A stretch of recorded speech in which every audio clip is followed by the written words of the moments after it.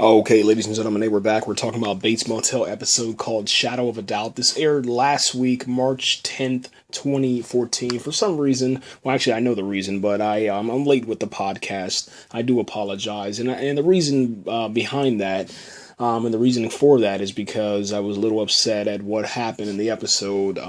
Bradley's character is officially gone from the series.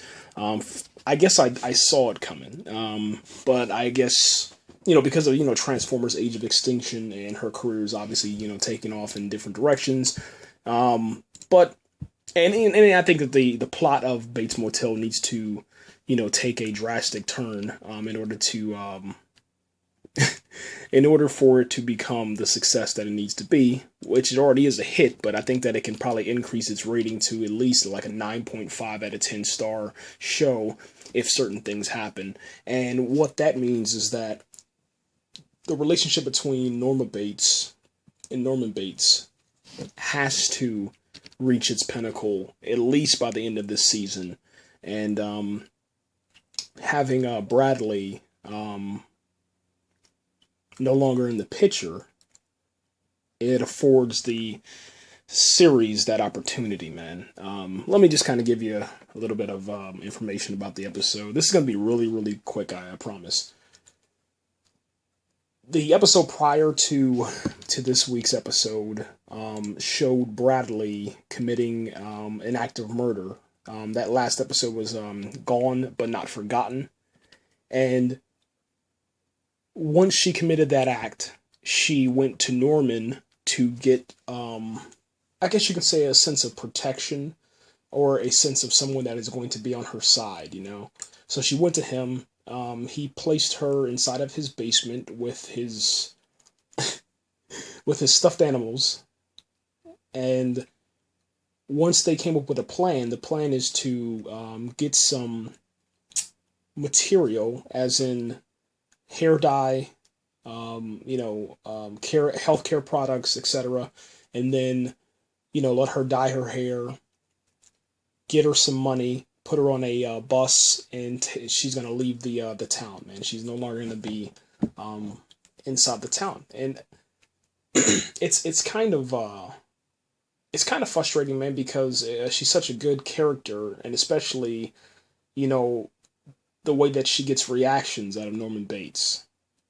That's going to be kind of strange to see where that goes, because the only one that is the only one that is actually left inside of the episode after this is going to be Emma, played by Olivia Cook, man. And that's kind of cool, because I want to see what their relationship is going to go like also, because as of right now, she's actually in a relationship with one of those smoker dudes. And we seen that last season, and they kind of carried that over into season 2.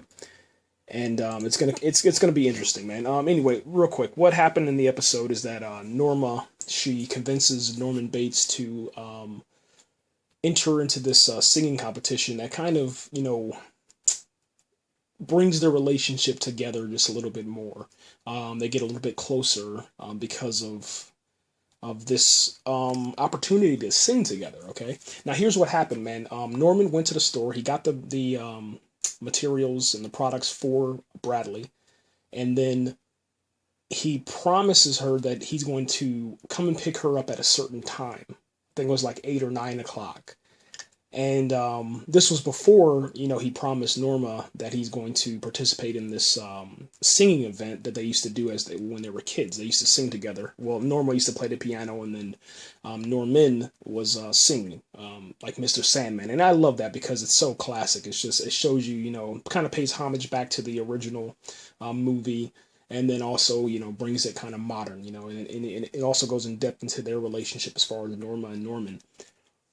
Well, Norma, gets up there and she kind of blows away the audience, or the people that she's auditioning for, and then they end up running over their time. Well, Norman has to call on Dylan to take Bradley to safety, to this bus stop. Now we know that Dylan is working for the guy that Bradley killed. All right, so that's going to be a very strange factor as far as tonight's episode, which airs in about 15 minutes, to see how that's going to play out. Well, and also you also know that with Norman, he doesn't want Dylan around Bradley. But what was kind of cool in this episode is that he actually let Bradley go, and then it kind of shows you that they closed that chapter on Bradley and Norman. So all we have left now is just a relationship continues to build between Norma and Norman. She continues to try to control him and manipulate him in different ways, and I think that's going to begin to trigger some stuff inside of him, because he's getting his how do you want his patience is starting to wear thin. His demeanor is just deteriorating at such a rapid rate, man, that it's kind of scary to watch, man. But it's also kind of awesome because of what Freddie Highmore brings to Norman Bates, man. So that's definitely interesting to see. Now, with Bradley's character leaving, they close up that storyline. It also brings a new threat to Dylan, because Dylan has now helped out Norman and Bradley. And so now Dylan knows, who was the person that killed his boss. And how that's going to play out, I really don't know, man. As of right now, the deputy, what's his name? Alex Romero. Deputy Romero, he blamed the murder on this random guy. One of the town's, I guess you can say, problem childs, if you will.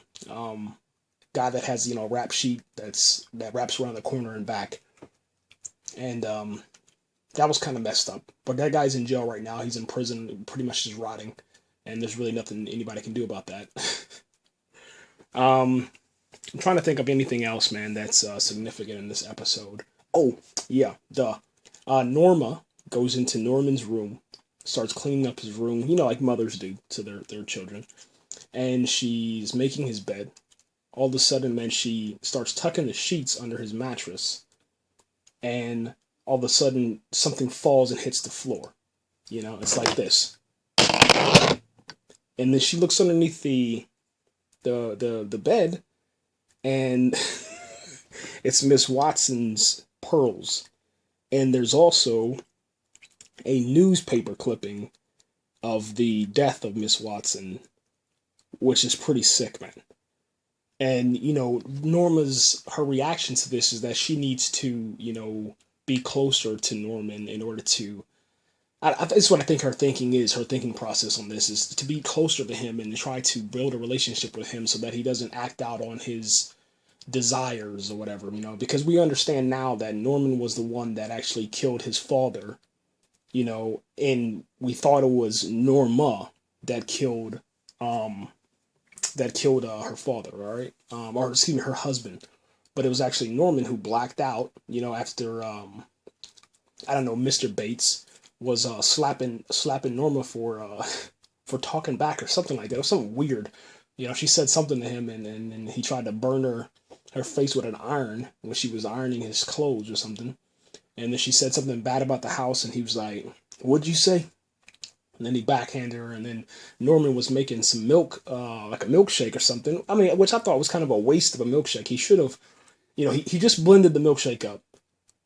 He's hearing, his parents fighting. Instead of, pressing stop on the milkshake, getting a glass, pouring the milkshake contents into a cup so he can have it for later, he pours the contents of the blender inside of the, kitchen sink, and then goes over there and takes the glass, that very thick glass, and then breaks it over his father's head and kills him, which I thought was just absolutely nuts. But, that was a total waste of that milkshake, man. It had to be a milkshake. I think it was a milkshake. It looked like a milkshake. And if it wasn't a milkshake, it was either that or a smoothie. And regardless, it's still a waste.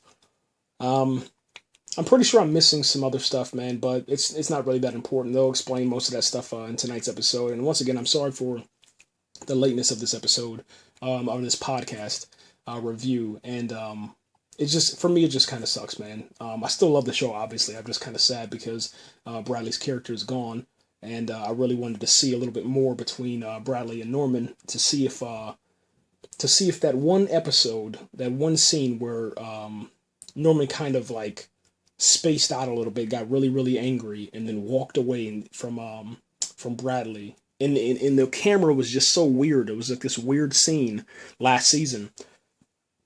And then, Bradley runs after Norman down that road, and she's like, Norman, I'm sorry. And he's like, I don't think you're. He told her before he walked away, he's like, I don't think you're a nice person or a nice girl.